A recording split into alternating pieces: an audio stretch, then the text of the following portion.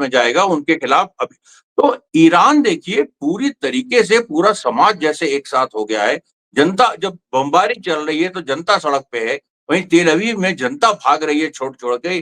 22,000 लोग साइप्रस भाग गए हैं, उसमें सोल्जर्स भी हैं, उसमें काफी बड़ा हिस्सा सोल्जर्स का है। 200 से 250 इजरायली जो है वो या तो घायल हुए हैं या मारे गए हैं। जब से कल जो 3 न्यूक्लियर फैसिलिटीज पे अमेरिका ने जो बम्बार्डमेंट किया और जो कि फर्जी साबित हुआ। ईरान और इजराइल के बीच जो जंग चल रही है, इसकी जो तस्वीरें हैं लोगों को गाजा याद आ गई। वो लोग जो गाजा पर हो रहे हमले के वक्त या तो खुश हो रहे थे या खामोश थे या उन खबरों को देखना ही नहीं चाहते थे, उन्हें अब इजराइल में गाजा याद आ रहा है। उन तस्वीरों को देखकर लोग कह रहे हैं कि ऐसी तस्वीरें इजराइल के भीतर की ये बहुत हैरान करने वाली हैं, क्योंकि वो अपने आप को एक मजबूत देश, मजबूत डिफेंस सिस्टम वाला देश, मजबूत हथियारों वाला देश, बहुत पैसे वाला देश अपने आप को बताया करता था।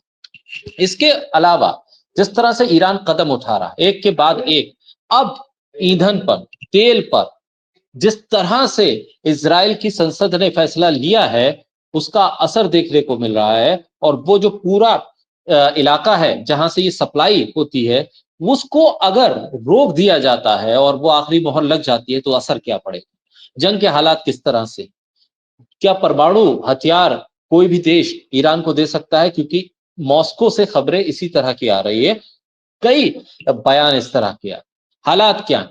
हमारे साथ अमरीश मिश्रा जी हैं जो तमाम चीजों की सटीक जानकारी आप तक पहुंचाएंगे। अमरीश जी, स्वागत है आपका। धन्यवाद। अमरीश जी, सबसे पहले तो ये कि इजराइल को अब तक कितने नुकसान का एक अंदाजा अगर बता पाए मोटा मोटी कि किन किन ऐसे टारगेट्स को अचीव किया है ईरान ने जो इजराइल के बहुत महत्वपूर्ण थे और वो पूरी तरह से तबाह हो चुके हैं, खंडर हो चुके हैं, और ये जंग किस तरफ आगे बढ़ती हुई दिख रही है। और फिर हम परमाणु हथियारों पर और वो तेल की उस खेल के ऊपर भी आएंगे। सबसे पहले तो यही कि ईरान को कितना नुकसान अब तक, इजराइल को कितना नुकसान अब तक ईरान ने पहुंचाया। देखिए आप ये समझ लीजिए कि इस जंग को लगभग 10 दिन हो गए हैं, मतलब 12-13 मई ये जून को ये शुरू हुई और पहले राउंड में ईरान ने काफी मारा 2 दिन, उसके बाद इजराइल ने काफी मारा और फिर ईरान ने रिटेलिएट किया।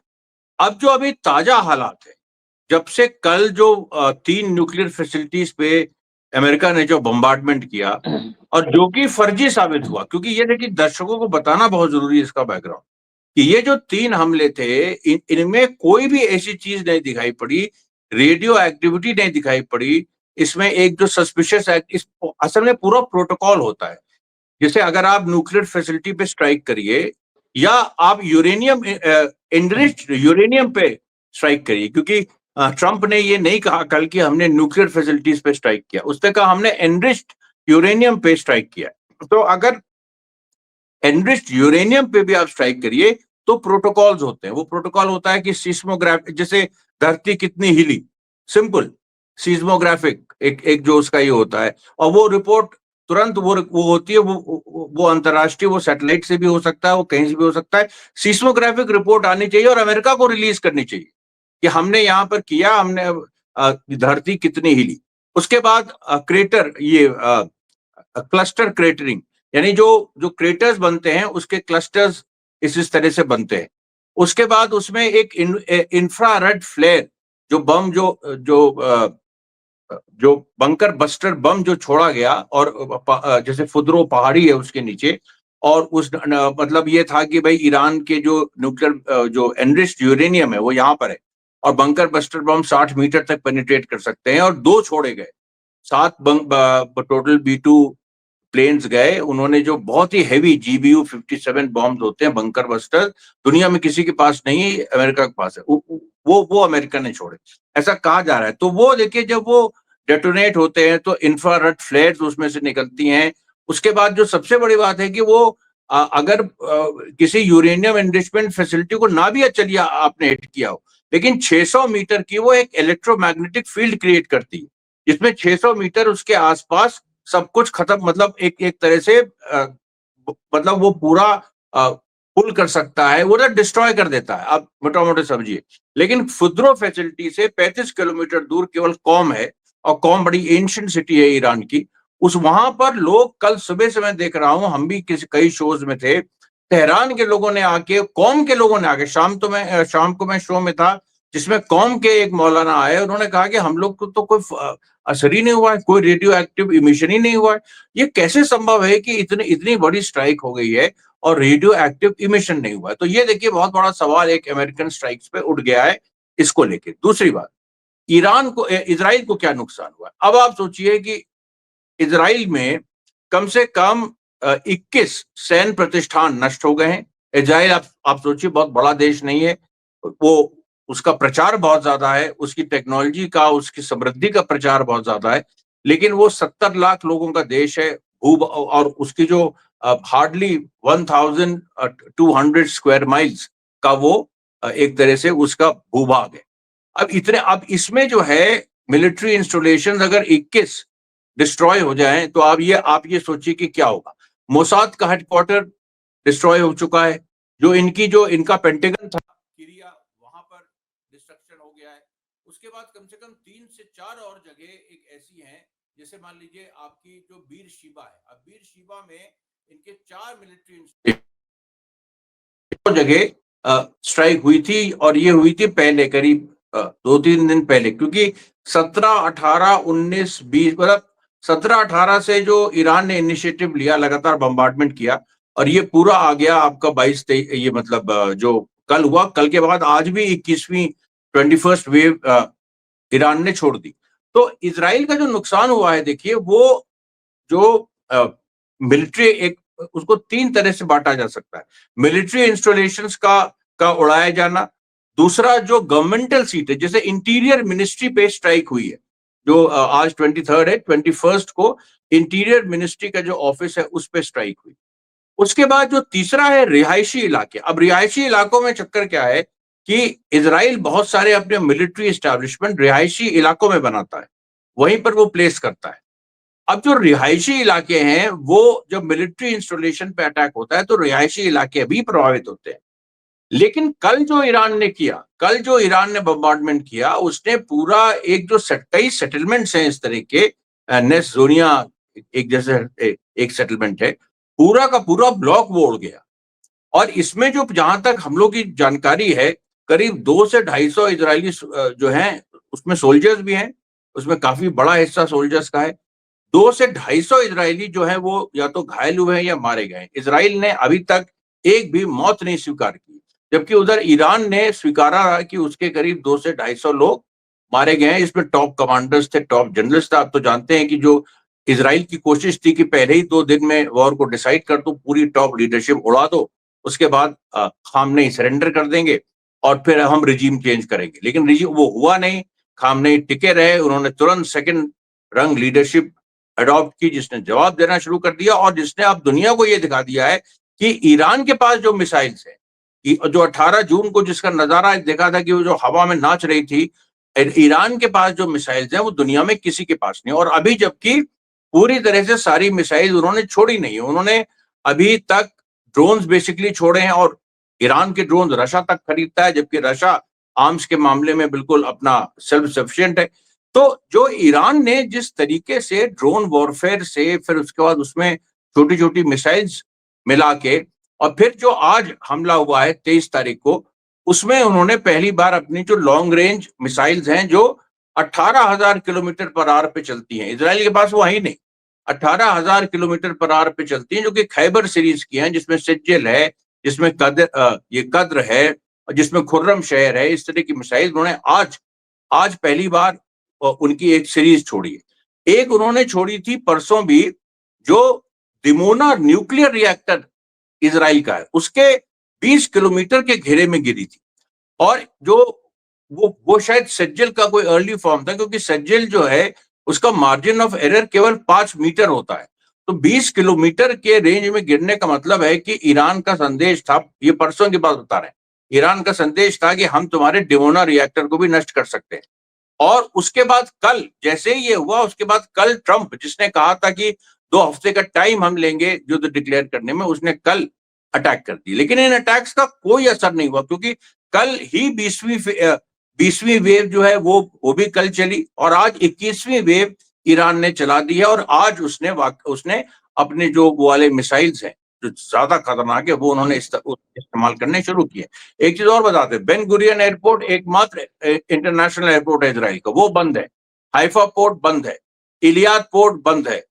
कहीं से भी इजराइल को रसद नहीं पहुंच रही है, सामान नहीं पहुंच रहा है। केवल हवाई जहाज के माध्यम से अमेरिका हथियार पहुंचा रहा है, खाना वहां रेशन हो रहा है। जो गाजा की स्थिति है धीरे धीरे वही होने जा रही है, वही होती जा रही है इजराइल की। गाजा में तो खाने को ही नहीं है। गाजा में और खाने को एड के बहाने अमेरिका इजराइल गोली वहां चला रहे हैं, कितने लोग मारे गए एड के नाम पे। और हमास वहां पर लगातार लड़ रहा है गाजा में। इधर पिछले कुछ, जब से ईरान से युद्ध शुरू हुआ है तो गाजा से फोकस थोड़ा सा हटा है, लेकिन हम लोग लगातार अपने अपने चैनल पे और सब जगह इस चीज को हम लोग रख रहे हैं कि हर रोज हमास मार रहा है 3 या 4 इजरायली सोल्जर्स। अब इस पूरी स्थिति में आप देखिए कि इजराइल के अंदर खाने के लाले हैं, खाने की रेशनिंग हो रही है कि किसको कितना अंडा मिलेगा, कितना चिकन मिलेगा, कितना ये मिलेगा। और जो उनके जो शेल्टर्स हैं, जो बंकर्स हैं, उनमें मार हो रही है, क्योंकि उसमें अब जैसे आज ही का पूरा वीडियो आया कि एक आज जो तेल अवीव पे ईरान ने बम्बार्डमेंट किया, उसमें उसके लोग एक शेल्टर के अंदर भागे, लेकिन आपसी में लड़ने लगे और पेपर स्प्रे वगैरह कर दिया। और एक चीज और बताएं आपको शाकिर साहब, मैं देखिए अभी जो सोचिए कि 7 अक्टूबर 2023 को हमास ने हमला किया था। 7 अक्टूबर 2023 को हमास ने हमला किया था। तो वो तब से लेके अभी तक जो भी 17-18 महीने हुए हैं, इसमें करीब सिविलियंस के 75,000 कॉम्पनसेशन क्लेम आए हैं।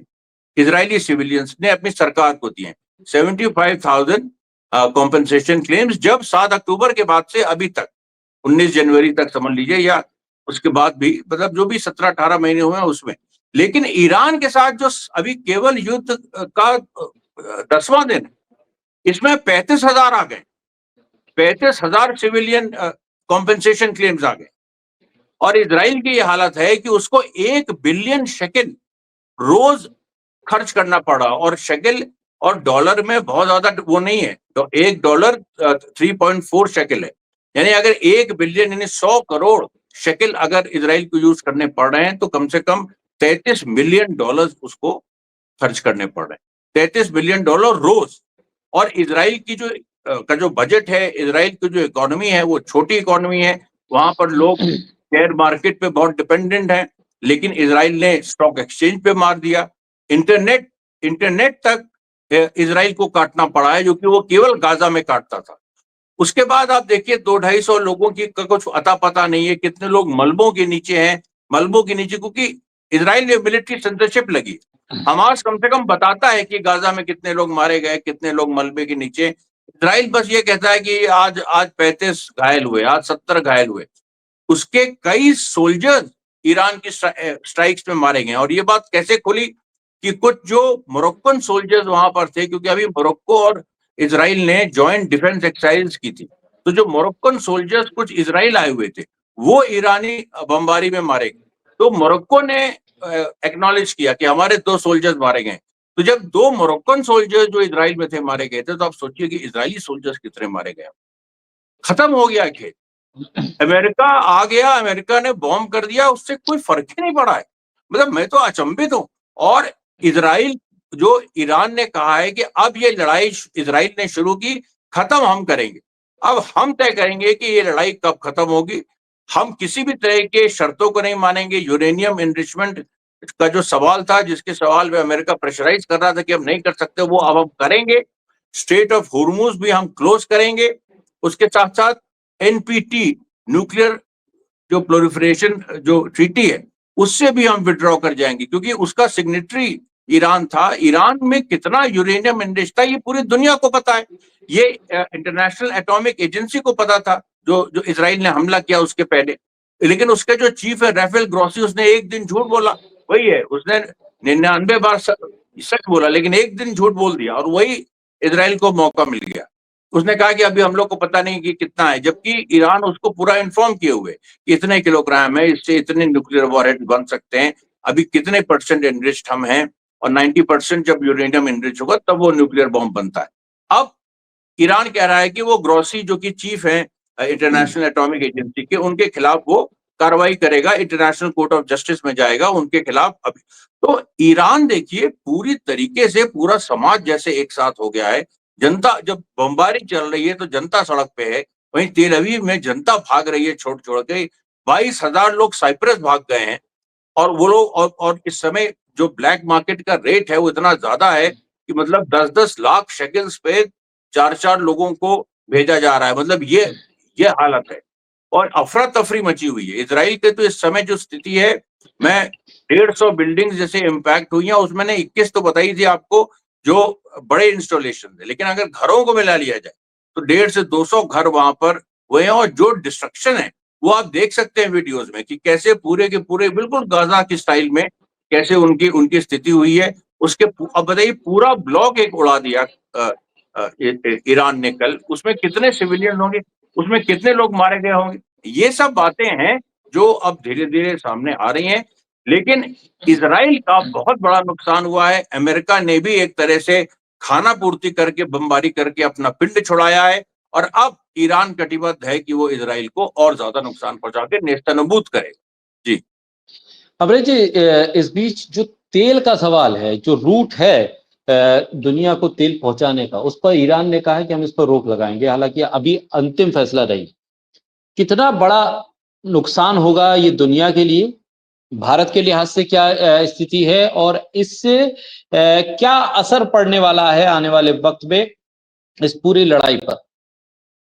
देखिए, स्ट्रेट ऑफ होर्मुज अगर बंद होता है तो आप सोचिए कि भारत में अगर अभी पेट्रोल का दाम 99 रुपए, अब अलग अलग है, 99, 95, 100 के आसपास घूम रहा है, तो ये 150 हो जाएगा तुरंत, विद इन 2 डेज। 2 दिन में ये 150 हो जाएगा। उसके बाद जो अमेरिका है उसका भी जो पूरा एक्सपोर्ट वो गैस करता है और वो यहीं से गुजरता है। इसराइल का भी गुजरता है, यूरोप का गुजरता है। ये पर्शियन गल्फ बहुत इंपॉर्टेंट है वर्ल्ड ट्रेड के लिए, रेड सी से भी ज्यादा इंपॉर्टेंट है। तो इसलिए क्योंकि रेड सी में तो फिर भी आप मैनूवर कर सकते हैं, पर्शियन गल्फ थोड़ा छोटा है, तो वहां से अगर आप स्ट्रेट ऑफ होर्मुज आपने बंद कर दिया तो पर्शियन गल्फ के आगे शिप्स बढ़ नहीं पाएंगी। तो ईस्ट से वेस्ट और वेस्ट से ईस्ट जो ट्रेड होता था उसको बहुत बड़ा नुकसान पहुंचेगा। और ये जो नुकसान है इसकी भरपाई नहीं हो सकती क्योंकि ये फेटल नुकसान है। अमेरिका इसलिए और धमकी दे रहा है बार बार कि अगर ये किया अगर वो किया, लेकिन अमेरिका ने अभी तक एक कैटेगोरिकल ऐसा बयान नहीं दिया है कि स्ट्रेट ऑफ होर्मुज अगर ईरान ने बंद किया तो हम बम्बार्डमेंट करेंगे और हम ईरान को फोर्स करेंगे कि वो स्ट्रेट ऑफ होर्मुज खोले। ये बात अमेरिका ने नहीं कही है। कल भी जो स्ट्राइक अमेरिका ने किया उसमें डोनाल्ड ट्रंप ने यही कहा कि हमने स्ट्राइक ईरान पे नहीं किया, हमने यूरेनियम एनरिच्ड फैसिलिटीज पे किया। अब अब अगर वो जाके ईरान पे सीधे स्ट्राइक करता है तब तो फिर सीधे ईरान, चाइना और रशिया ये मैदान में आ जाएंगे। रशिया कह चुका है कि आप परमाणु हथियार देंगे ईरान को। चाइना कह चुका है कि हम हर तरह से साथ आ जाएंगे।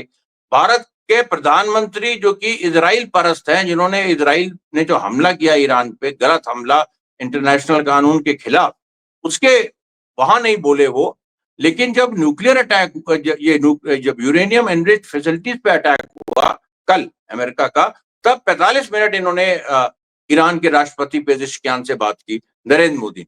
तो नरेंद्र मोदी भी समझ रहे हैं। अर्दोगन जो कि ईरान का विरोधी रहा है, उसने बड़ी बात कह दी। उसने कह दिया कि अगर तेहरान गिरा तो इस्तांबुल गिर जाएगा। यानी उसने ये कह दिया है कि जो ग्लोबल साउथ है, ग्लोबल नॉर्थ जो अमीर देशों का, ग्लोबल साउथ जो डेवलपिंग इकोनॉमीज या मिडिल इनकम इकोनॉमीज का या लोअर इनकम इकोनॉमीज का ग्लोबल साउथ है, उसका सिंबल ईरान है। ये अर्दोगन ने कह दिया। उसने कह दिया कि अगर तेहरान गिरा तो इस्तांबुल गिरेगा। और इसको हम आगे बढ़ा दें तो ये भी हम कह सकते हैं कि अगर तेहरान गिरा तो इस्तांबुल गिरेगा, तो दिल्ली गिरेगा। और ये मोदी को समझ में आ गया है कि ये चीज दिल्ली पे सीधे निशाना है। दिल्ली अगर अगर तो इसलिए तेहरान को बचाना, तेहरान खड़ा रहे, इसके लिए बहुत सारा पूरा ग्लोबल साउथ एकताबद्ध हो गया है। अमेरिका चाहे कुछ करे, देखिए अंतिम ऑप्शन उनके पास है न्यूक्लियर बॉम्ब छोड़ना। न्यूक्लियर बॉम्ब छोड़ेंगे तो फिर क्या होगा आप जानते हैं। आप रशिया, ये रशिया भी छोड़ेगा, सारी चीजें होंगी। ईरान लेकिन झुकेगा नहीं, क्योंकि ईरान को ये ईरान ने एक मन बना लिया है कि जो वो 40 साल से वेट कर रहा है, 1979 की क्रांति के बाद 45 साल से जो वो वेट कर रहा है कि इजराइल का खात्मा होना है, मिडिल ईस्ट से, वेस्ट एशिया से इजराइल और अमेरिका को खदेड़ देना, इनकी कोई भूमिका नहीं। इस बड़े लक्ष्य की तरफ ईरान बढ़ रहा है, तो वो रुकने वाला नहीं है। वो बिना उस लक्ष्य को पाए वो रुकेगा नहीं, चाहे उस और कोई अब बीच में इधर उधर कोई बहुत बड़ा समझौता हो जाए, गाजा से नेतन्याहू पूरी फोर्स अपनी बुला ले, नेतन्याहू सरेंडर हो जाए कि फिलिस्तीनी राज हम दे रहे हैं, सब कुछ कर रहे हैं, तब वो एक अलग बात हो सकती है।